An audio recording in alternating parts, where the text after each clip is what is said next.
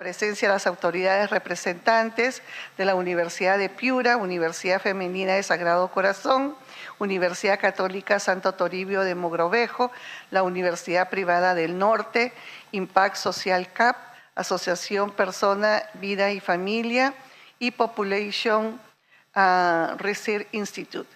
También la presencia del doctor, que yo siempre le digo que soy su hincha, ¿no? Pacheco Malduján, que siempre nos trae pues tanta sabiduría. También a la magíster Juliana Casia, al doctor Polo, que realmente son organizaciones en las que me apoyo mucho y ellos contribuyen mucho para las leyes que nosotros sacamos como defensores de la vida y de la familia aquí en el Congreso de la República. La presente reunión tiene como objetivo tratar sobre la propuesta que propone una ley de igualdad de oportunidades entre hombres y mujeres de mi autoría, por lo que esta mesa de técnicas servirá de sustento para el dictamen de la Comisión de la Mujer y Familia que ya viene ejecutando.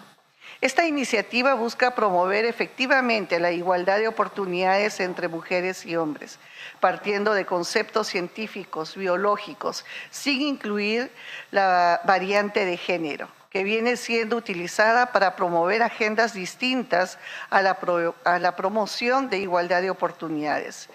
Asimismo, modifica el término educación sexual integral, también llamada ESI, por el de solo educación sexual. Actualmente la ESI viene promoviendo el despertar temprano de los niños y adolescentes a la sexualidad, fomentando la existencia de infinidad de géneros distintos, el aborto, las relaciones entre personas del mismo sexo, a sus diversas orientaciones sexuales e identidades sexuales, confundiendo a temprana edad a nuestros estudiantes sobre su sexualidad.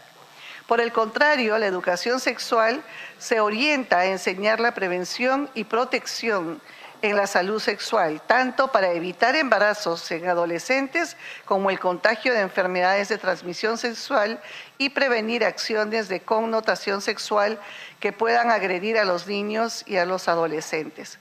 Cabe resaltar que la norma vigente propone desarrollar programas de formación y capacitación del personal de la Administración de Justicia y de los funcionarios encargados de la aplicación de la ley, en contenido sobre género, interculturalidad y derechos humanos de las mujeres y hombres. Por el contrario, la presente propuesta de ley busca cambiar dicha capacitación del contenido netamente sobre igualdad entre hombres y mujeres y a su vez precisa que bajo ninguna circunstancia se encuentra permitido que los programas de formación y capacitación sean brindados por organizaciones no gubernamentales, ONGs, cuyos integrantes habitualmente participen en demandas y denuncias, tanto en fueros nacionales como internacionales, manteniendo contacto directo o indirecto con jueces o fiscales. En conclusión, la propuesta busca la correcta aplicación de una nueva de la igualdad de oportunidades entre hombres y mujeres, evitando que la norma sea utilizada para finalizar políticas, estrategias, planes, programas y toda acción que busque promover el género en nuestro país, redirigiendo los esfuerzos y recursos económicos para promover la forma eficiente de la igualdad entre hombres y mujeres. En este sentido, hemos convocado a esta mesa para poder ser mucho más claros en una ley que va a traer orden, porque no se trata de solamente hacer leyes con sesgos ideológicos que se legalice a favor de una persona y la otra persona quede sin ningún tipo de una protección legal, como lo está pasando ahora actualmente en muchísimas de las situaciones en las que se están enfrentando tanto los hombres como las mujeres. Creo que el hombre y la mujer son ciudadanos peruanos que merecen la protección de las leyes de esta nación de igual manera. Igual necesitamos defender los derechos de los niños y no permitir que ningún sesgo ideológico venga a corromper la mente de nuestros niños, robarles la inocencia, la calidez con la que ellos tienen que crecer sanamente, de la misma manera como todos hemos crecido. No deberíamos de legalizar para que ONGs vengan a transformar una educación sana en la vida de nuestros niños peruanos. Doy por inaugurada esta mesa de trabajo. Si alguno de ustedes durante la mesa quiere hacer una acotación o quiere hacer una pregunta de alguno de los expositores, siéntanse en libertad. Es una mesa de trabajo, así que necesitamos la intervención y necesitamos que se desarrolle el diálogo para que nuestros asesores que están presentes puedan tomar notas y puedan enriquecer nuestra ley. Muchísimas gracias por estar acá. Muchísimas gracias, congresista Milagros Jáuregui de Aguayo. A continuación le cedemos la palabra al doctor Luis Alberto Pacheco Mandujano, quien es doctor en Derecho por la Universidad San Martín de Porres y profesor de la Universidad Privada del Norte. Adelante, doctor.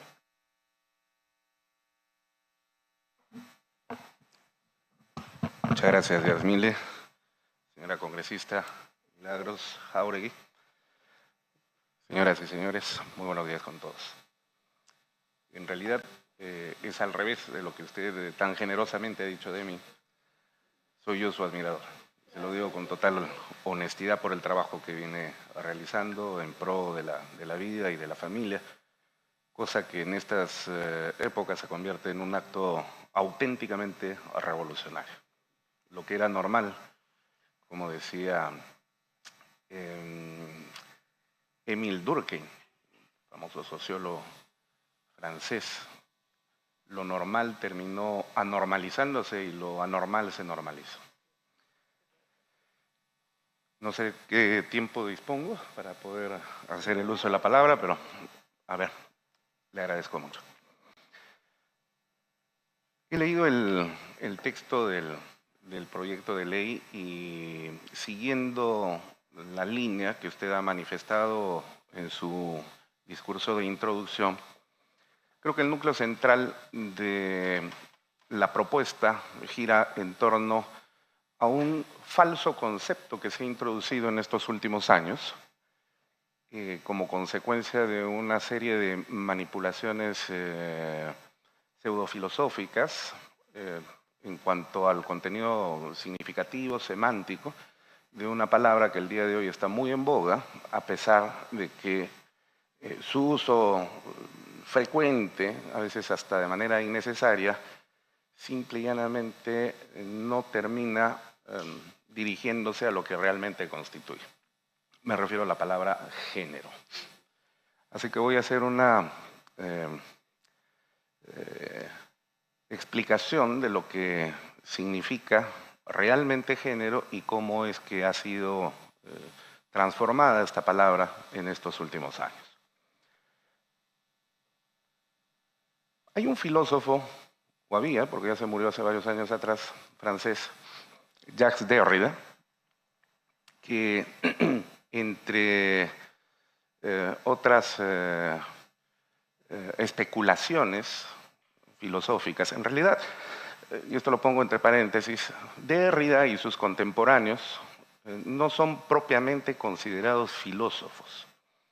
Hoy, ¿qué cosa es la filosofía? Fíjense, la filosofía ha pasado por varias etapas, ¿no? Históricamente, pero si nosotros cogemos el núcleo central del quehacer filosófico, vamos a encontrar que la filosofía solamente ha pasado por tres grandes etapas. La primera, la de la metafísica, que comienza con Parménides de Elea y se extiende en un largo periodo de tiempo hasta la llegada de Kant, con la publicación de su libro La crítica de la razón pura de 1781. La metafísica está caracterizada porque es un quehacer filosófico de naturaleza ontológico, es decir, se trata de la búsqueda del ser. El ser es aquello que se entiende, aunque no se percibe por los sentidos. Por ejemplo, usted, yo y cualquiera de las personas aquí presentes tenemos un alma. Sería un ejercicio inútil si yo les preguntara a ustedes cuál es el color de mi alma. ¿No es cierto? Porque el alma no puede ser percibida con los sentidos. Tendría sentido preguntar qué sabor tiene el café, que gentilmente nos han traído, porque eso sí puede ser sentido a través de los órganos sensoriales. Pero hay cosas que no. Entonces, ese ser era el objeto de entendimiento de este largo periodo, repito, de la filosofía, entre Parménides, siglo VI, V antes de Cristo, hasta el siglo XVIII, 1781. Es la niñez de la filosofía, que sirve mucho, ¿no? Pero llega un momento en el cual ya toca techo, como toda niñez. La niñez también va a pasar a otra etapa. Durante la niñez, todos los que estamos aquí presentes han jugado con carritos, han jugado a la cocinita, la familia, esto, el otro. Eso es absolutamente normal. Pero que el día de hoy nos vieran a nosotros jugando a la cocinita, cualquier persona se preocuparía y diría, pues, entonces, a la edad que tienen, eso ya no corresponde, ¿no es cierto? Porque ya hemos pasado a otra etapa. Entonces, no se desprecia lo que se aprende en la niñez, porque eso sirve para formar hacia futuro. De la misma manera, todo el periodo de la metafísica no es que sea despreciable, sino que sirve para formar lo que se viene por delante. Pero hoy ya no podría servir. La metafísica deja de ser ciencia hace muchísimos años atrás, ¿no? Y su búsqueda del ser trae una serie de problemas y complicaciones porque cada uno empieza a describir al ser como mejor le parece. Y ese es el punto, ¿no?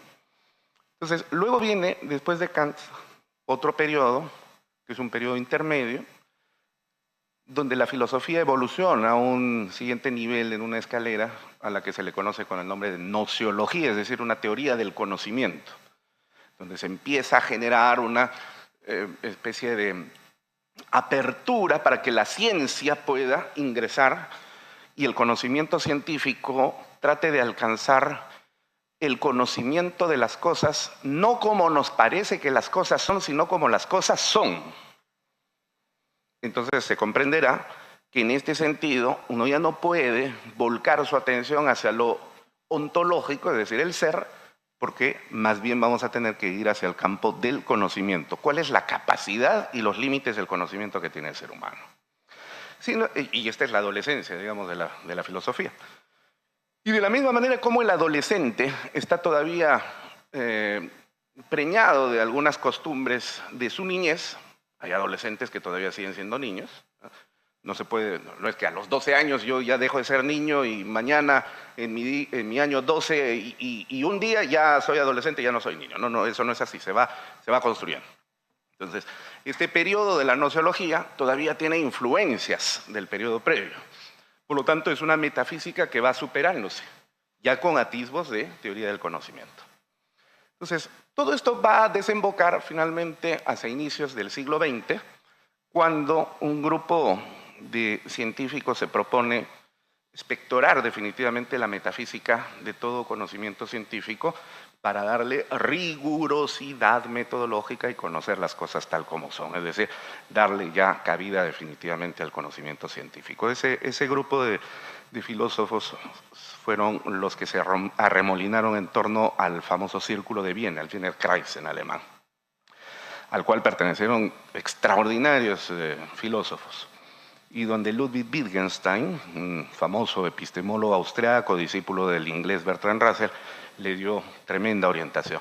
En ese momento la filosofía alcanza la madurez y esa filosofía se convierte en epistemología. La filosofía de nuestro día, la filosofía seria, es una epistemología. Y la epistemología supone la generación de estructuras de razonamiento científico. Entonces, hoy ser filósofo significa eso. Y eso no era ni Derrida, ni tampoco cualquiera de sus contemporáneos franceses que se pusieron de moda en estos últimos tiempos. Y eso que no voy a tocar la forma de vida tan desordenada que tenían estos señores, dicho sea de paso.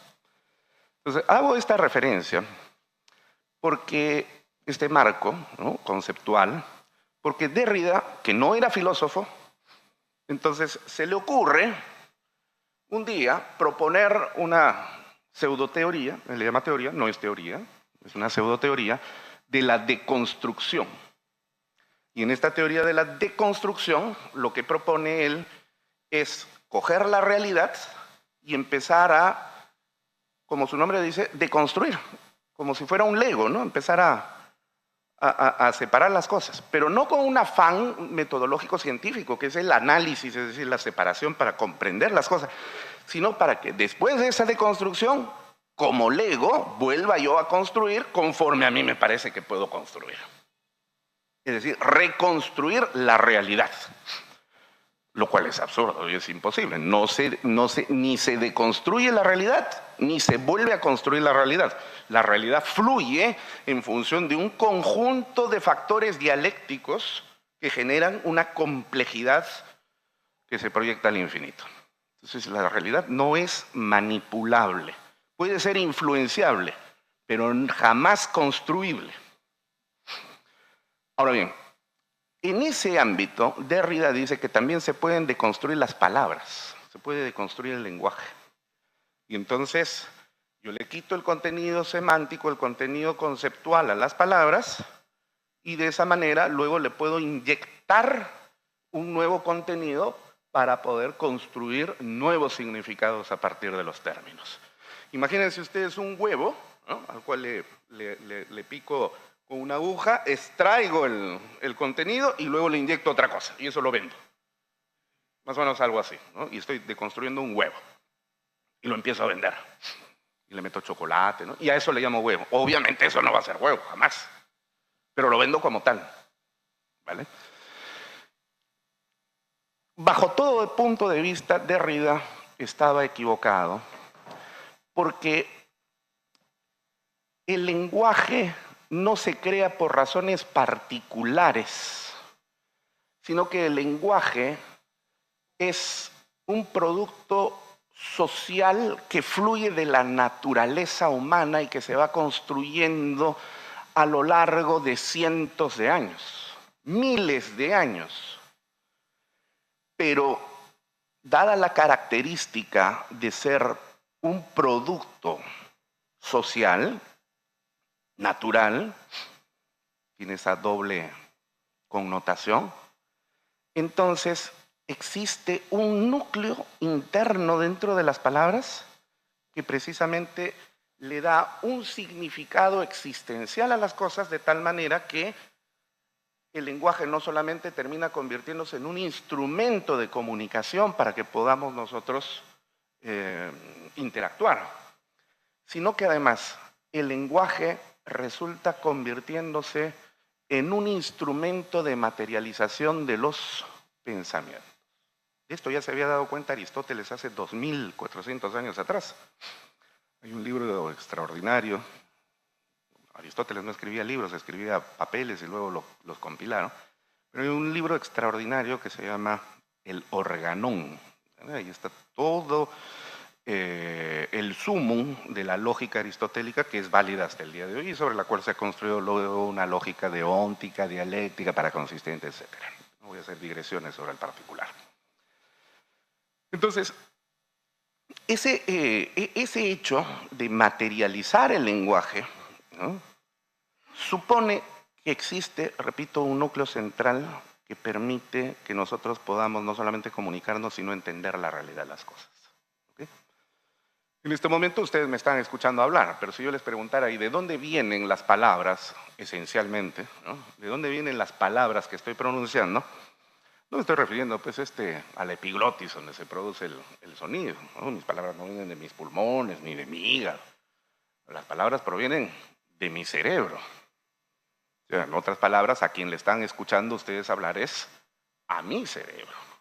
Y como nosotros no tenemos el don de la telepatía, entonces tenemos que utilizar el lenguaje para materializar los pensamientos.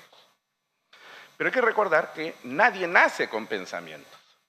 Entonces los pensamientos van ingresando a nuestra mente y estos luego se materializan en el lenguaje y se genera una relación dialéctica. ¿Okay? Por eso es que el lenguaje es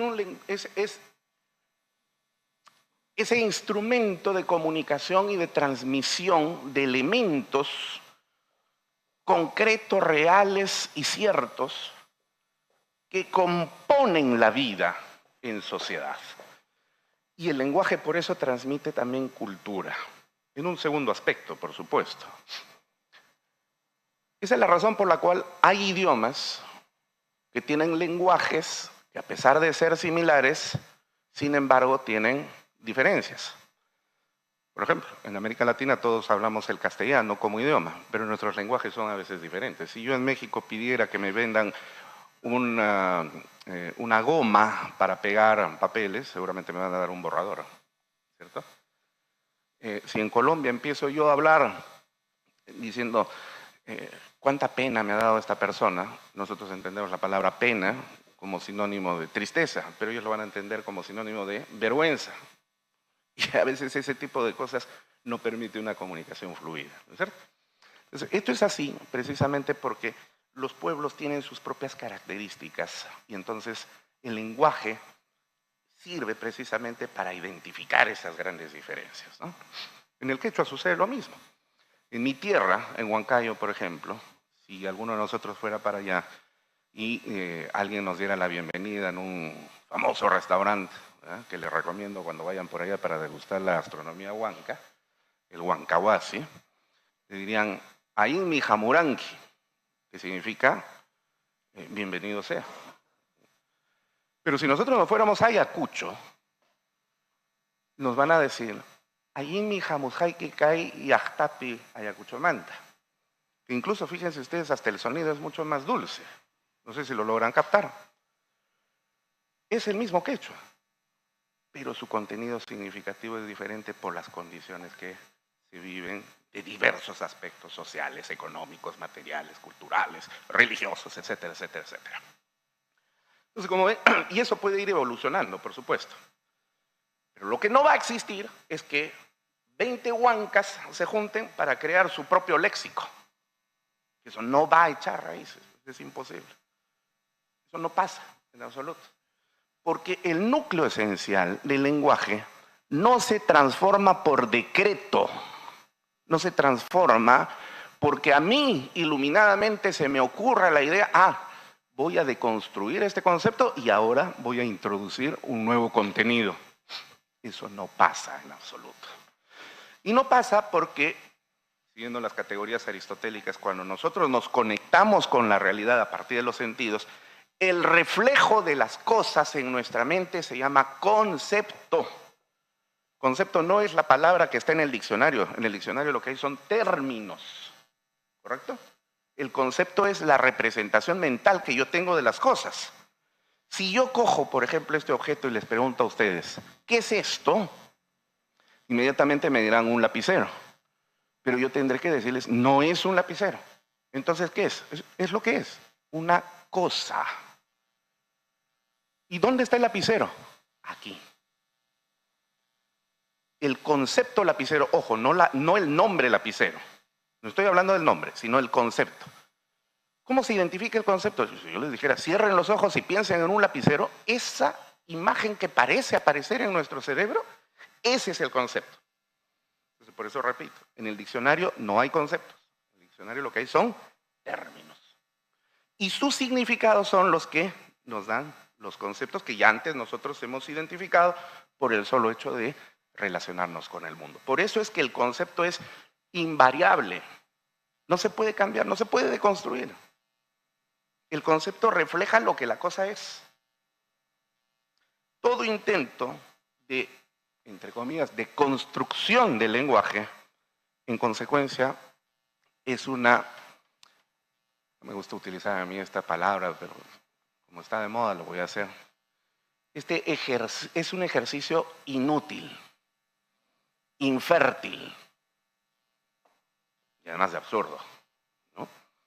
Entonces, Derrida sembró esa idea de la deconstrucción de las palabras y un día un médico, psiquiatra, le cogió el hilo. Este médico se llamaba John Money, qué nombre tan apropiado para una persona como fue este señor, ¿no? John Money. Los nombres no tienen traducción entre idiomas, pero vamos a hacerlo acá. Juan Dinero, ese es su nombre, ¿no? John Money. Este señor había empezado a desarrollar la idea de que en efecto, así como se pueden deconstruir las cosas, entonces en el campo del sexo, el sexo también puede ser entendido de una forma tal que nosotros podemos deconstruirlo y volverlo a construir en función de caracteres de naturaleza cultural. Dicho de otra manera, nos enseñan el género, ¿no? Entonces, la tradición cultural dice que a los niños hay que vestirlos de celestito y a las mujercitas hay que vestirlas de rosadito. Que los niños tienen que jugar con carritos y las mujeres con muñequitas. Entonces John Money se preguntaba, ¿y qué pasaría si fuera al revés? Y él llegó a la conclusión de que si a un varón se le enseña a ser mujer desde niño, entonces no será niño, será niña, porque él puede entender su género. ¿Okay? Esta manifiesta locura, ¿no? Repito, tenía una base filosófica, le llamaba él, ¿no? En Jacques Derrida, que acabo de explicar lo totalmente errado que era. Pero bueno, la cogió. Y entonces este señor un día encontró una posibilidad de demostrar su tesis. ¿Y qué pasó? Un día nacieron dos niños gemelos, ambos varones, 1966 o 68, si no me falla la memoria. Los niños David y Brian Reimer. Entonces, ambos tuvieron una complicación urinaria y entonces los llevaron al hospital para poder hacerles la intervención que correspondía. Pero en 1968 se estaba probando, no sé si el día de hoy seguirá existiendo, solo en algunos casos me parece, el famoso bisturí electrónico. Se conectaba al enchufe y entonces con electricidad se hacían los cortes. Y lo estrenaron con este niño, con David primero. Y entonces quisieron hacerle una circuncisión y terminaron quemándole todo su órgano genital. A los pocos días se le cayó. Es decir, se quedó literalmente eunuco. ¿Qué hacemos? ¿Qué hacemos? Entonces, lógicamente, los padres se desesperaron y esto fue una noticia que la escucha a este señor John Money. Y entonces se contacta con los padres y dicen, no se preocupen, yo tengo la solución. Lo que pasa es que el género es una construcción social, una construcción cultural. Como este niño no tiene conciencia de su género, nosotros vamos a decirle que es mujer. Le someteremos a una operación quirúrgica y le crearemos un órgano sexual femenino. Pero eso sí, a condición de que le enseñemos permanentemente que va a ser una niña. Y en efecto, los padres aceptaron. Se suponía que estaban hablando con un científico, muy reconocido, dicho sea de paso, de la University John Hopkins University. Y resulta que entonces le cambian de nombre y le llaman Brenda. Y así aprende, ¿no? Entonces, ambos niños, ambos hermanos, son sometidos a una serie de terapias permanentemente. Estas terapias eran unas terapias de perversión sexual, porque este médico los encerraba en una habitación donde él también participaba, los sometía a ciertas prácticas, los desnudaba, les hacía poner en posiciones sexuales de varón y mujer, bueno, una serie de perversidades impresionantes. Todo con el afán de transmitirle la idea a este niño que no era niño, sino que era niña, ¿no? Pero como no sabía que había nacido niño, entonces tenía que aprender a ser niño. Y así fue avanzando. Pero la naturaleza, pues es la naturaleza. Entonces, se les olvidó que a determinada edad los seres humanos empezamos a segregar ciertas hormonas, mujeres y hombres. Así que entonces, esta niña, que ya además había tenido ciertos problemas de relacionamiento social en el colegio, porque no le gustaba jugar con niñas, sino con niños, Llegada la edad de la pubertad, empieza pues a segregar sus respectivas hormonas. Y entonces empieza a convertirse en una niña, entre comillas, ahumbrada. Y entonces dicen, pues, van a reclamarle al médico. No se preocupen, vamos a someterle a un tratamiento de naturaleza hormonal. Y entonces le somete a un tratamiento hormonal. Lo único que terminaron generando fue un desastre psicológico y biológico. Para hacerla corta, porque esta historia es bastante larga, al final ya no quedó más alternativa a los papás que cuando este muchacho tenía 19 años, contarle la verdad. Decirle, mira, pasó esto, tú naciste varón, pero etcétera, etcétera, etcétera. Y entonces él se sintió liberado y decidió volver a ser varón. Y le construyeron nuevamente un órgano sexual masculino, pero ya prácticamente de adorno, simplemente, ¿no? A los 21 o 22 años se casa con una mujer. Comprenderán ustedes entonces que más afectado por las razones psicológicas que había padecido durante toda su vida, este muchacho termina generando un matrimonio pues, desastroso. Se vuelca al alcoholismo, la droga, finalmente termina suicidándose. Al poco tiempo, el padre, que se siente culpable por haber permitido que sometan a su hijo a ese tipo de cosas, no puede más con la depresión y se suicida. Y hace 23 años, el 2002, su hermano, Brian, empieza a cuestionarse y dice, ¿por qué él y no yo? Yo soy el culpable. Se deprime y se mata. Al final quedó solamente la mamá. Fíjense todos los efectos que trajo este experimento. Bueno, el kit del asunto está aquí en demostrar que las teorías, entre comillas, de este John Money, basadas en la deconstrucción de Jacques Derrida, eran completamente falsas. Primero, no se pueden deconstruir las palabras, ¿no? Y llamarle género a lo que no es género. El género no se construye socialmente.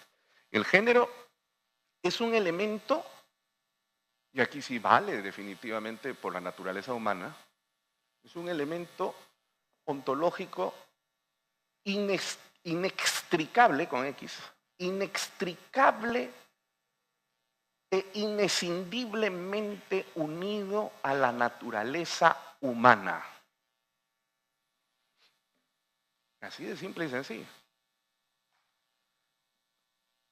Por lo tanto, nosotros somos varones y mujeres porque somos varones y mujeres, no porque se aprende a ser varón y mujer.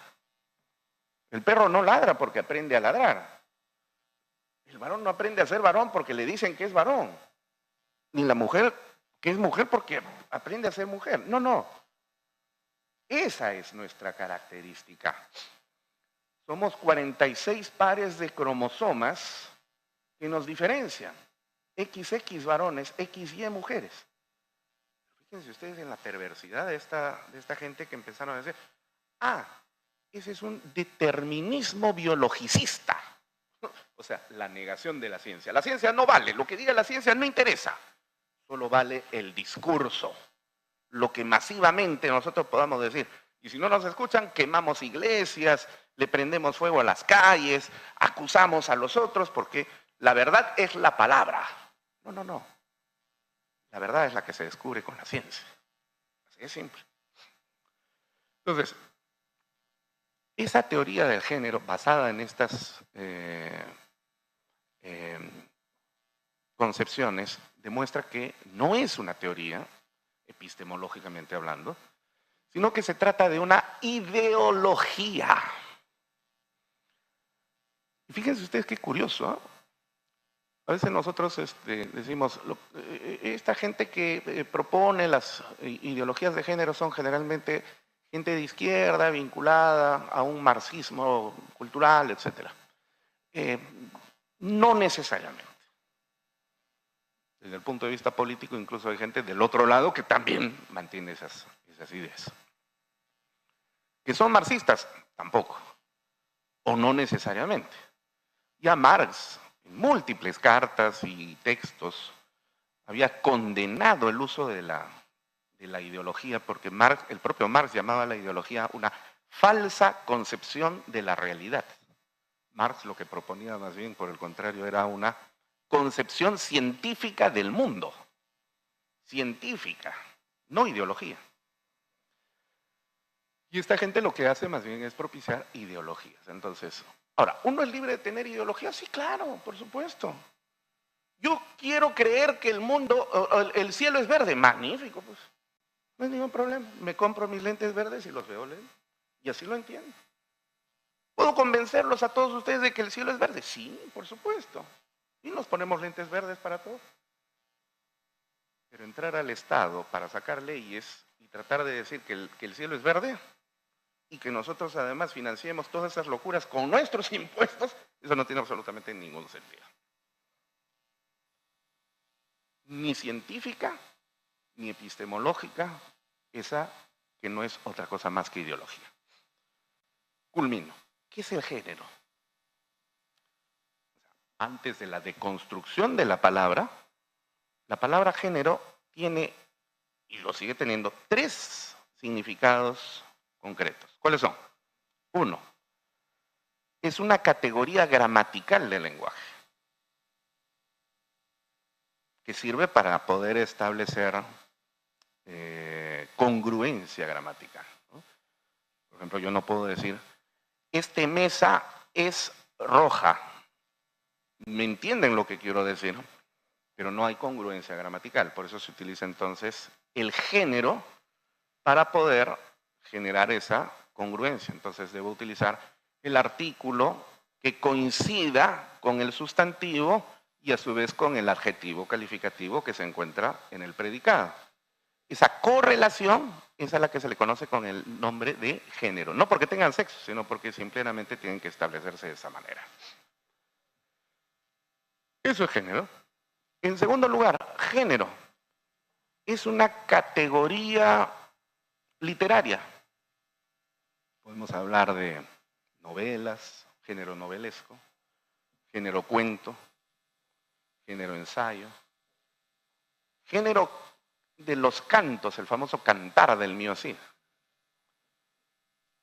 O en la Biblia el cantar de cantares, por ejemplo, que con el paso de los años se empezaban a narrar con entonaciones musicales y la canción se alejó de la literatura y se convirtió en lo que es el día de hoy. Pero fue parte de la literatura, por eso es que el día de hoy también podemos hablar de género rock, género salsa, género afro, género esto, género... Eso es género, es una categoría de clasificación. Y finalmente, género es una categoría integrante de la taxonomía biológica. Recordarán ustedes que en el colegio nos enseñaba, en el curso de ciencias naturales, ¿no? A ver, tal cosa, ¿a qué reino pertenece? Y decíamos que era reino animal, vegetal y mineral. Bueno, eso ha sido largamente superado con muchos años, ¿no? Ahora se habla de taxonomía. Entonces, por ejemplo, en el caso del ser humano, nosotros pertenecemos al reino animal, ¿no? Familia, homínido, y así hay una larga, ¿no? Hasta que llegamos al género. Nosotros pertenecemos al género homo. Homo. No homos. Homo en latín significa humano. Homos significa igual. Entonces, homo. De ahí viene, por ejemplo, homicidio, del latín homo y del griego caecidios, que significa quitarle la vida a. Entonces, homicidio significa quitarle la vida a un ser humano. Por eso es que no puede existir feminicidio, lo digo entre paréntesis.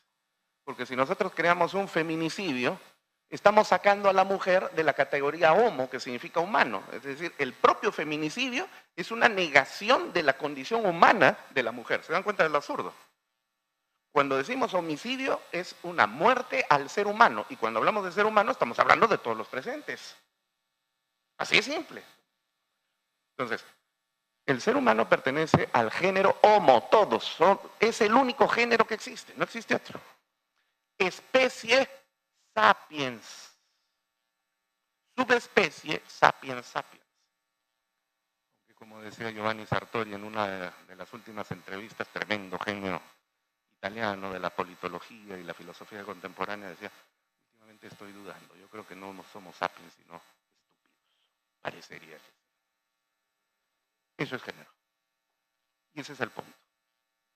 Entonces, el elemento central y nocivo que no hay que perder de vista como un instrumento de disasociación e introducción de ideologías que tratan de generar un sistema social que, fíjense, aun cuando no hiciéramos nada, terminaría fracasando. Aun si nos pusiéramos de brazos cruzados y lo aceptáramos, fracasaría. Pero claro, ¿cuál sería el sentido trascendente de nuestra vida? Tenemos nosotros que enfrentar para demostrarlo y ponerlo sobre la mesa como lo que es. Es un instrumento que sirve para eliminar a la humanidad.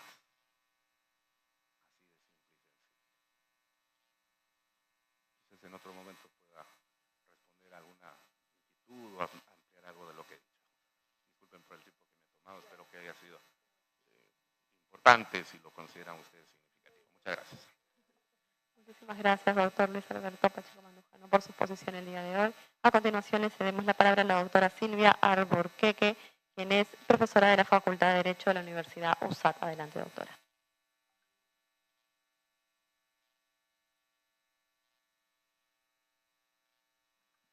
Ok, ahora sí. Buenas tardes, congresista Jáuregui. Muchísimas gracias por la invitación. A todos los presentes, los saludos debidos. Muy interesante la ponencia del doctor Luis